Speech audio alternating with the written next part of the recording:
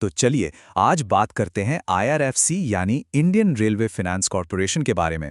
हाल ही में इसके जो तिमाही नतीजे आए हैं ना, उनमें कुछ बहुत ही दिलचस्प छिपा है। ये सिर्फ नंबर नहीं है, ये एक बहुत बड़े बदलाव की कहानी कह रहे हैं। तो आइए आज इसी कहानी को समझने की कोशिश करते हैं। और इस कहानी की शुरुआत के लिए कंपनी के चेयरमैन और एमडी के इन शब्दों से बेहतर और क्या हो सकता है। ये कोई मामूली बयान नहीं है, बल्कि आईआरएफसी के लिए एक बिल्कुल नए दौर का ऐलान है। जरा सोचिए, एक ऐसा बदलाव जो कंपनी में लगभग 38 सालों के बाद आ रहा है। आप अंदाजा लगाइए, पिछले 38 सालों से आईआरएफसी का सिर्फ और सिर्फ एक ही ग्राहक था, और वो थी हमारी भारतीय रेलवे। लेकिन अब ये पूरी की पूरी कहानी जड़ से बदल रही है।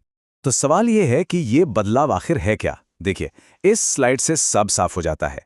एक तरफ है आईआरएफसी 1.0 यानी पुराना मॉडल, एक ही क्लाइंट भारतीय रेलवे, मतलब सब कुछ सेफ था पर ग्रोथ लिमिटेड थी। और दूसरी तरफ है भविष्य यानी आईआरएफसी 2.0, जो अब सिर्फ रेलवे को ही नहीं बल्कि रेलवे से जुड़े पूरे इकोसिस्टम को फाइनेंस करेगा। हाँ, इसमें थोड़ा कैलकुलेटेड रिस्क जरूर है, लेकिन मुनाफा और ग्रोथ की संभावनाएं भी कई गुना ज्यादा हैं।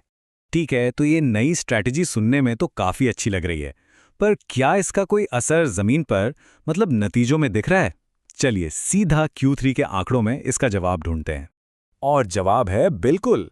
मैनेजमेंट खुद इन नतीजों को कड़ी मेहनत का पहला फल कह रहा है। ये सिर्फ नंबर नहीं है, ये इस बात का पहला पक्का सबूत है कि आईआरएफसी 2.0 की ट्रेन अब सही पटरी पर तेजी से दौड़ने लगी है। सबसे पहले तो कंपनी के साइज पर एक नजर डालिए। Q3 में कंपनी का एसेट अंडर मैनेजमेंट मतलब AUM बढ़कर 4.75 लाख करोड़ रुपए हो गया। सिर्फ एक तिमाही में 15,000 करोड़ रुपए का उछाल। यह सच में बहुत बड़ा आंकड़ा है। अब बात करते हैं मुनाफे की। कागज पर तो प्रॉफिट आफ्टर टैक्स 10% बढ़ा है, लेकिन असली कहानी तो और भी अच्छी है। अगर हम कुछ नए नियमों के असर को हटा कर देखें तो असल ग्रोथ करीब करीब 13% की है। यह कंपनी की मजबूती को दिखाता है। और ये देखिए, ये तो कमाल ही हो गया।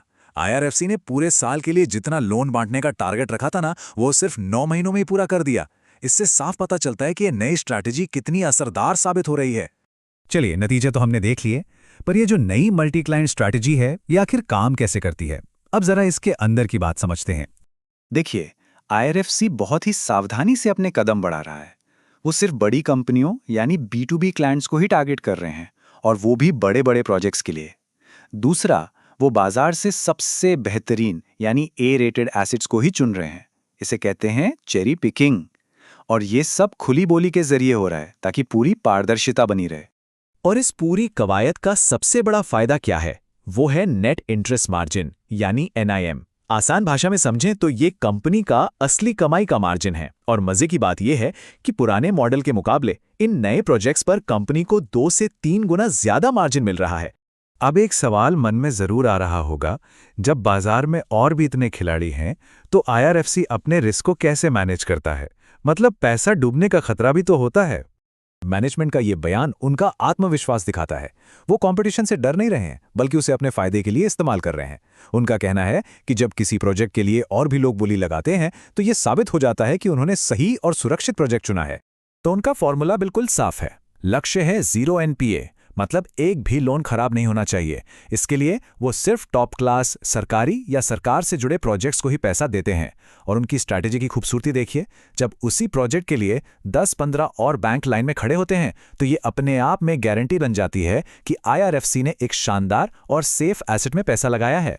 तो ये तो हुई आज की बात, पर कंपनी का भविष्य को लेकर क्या प्लान है? 2030 तक आईआरएफसी कहां पहुंचना चाहता है? चलिए अब जरा भविष्य पर नजर डालते हैं। ये स्लाइड भविष्य की तस्वीर को एकदम साफ कर देती है। 2030 तक कंपनी का प्लान है कि 60% बिजनेस तो भारतीय रेलवे से ही आए, लेकिन बाकी का 40% हिस्सा नए और ज्यादा मुनाफे वाले रेलवे इकोसिस्टम के बिजनेस से आए। और ये है सबसे बड़ा टारगेट, 2030 तक अपने एसेट अंडर मैनेजमेंट को लगभग 2 गुना करके 8 लाख करोड़ रुपए तक ले जाना। आज के हिसाब से ये एक बहुत ही बड़ा लक्ष्य है। तो अपने इस लंबे सफर में कंपनी अपनी कामयाबी को कैसे नापेगी?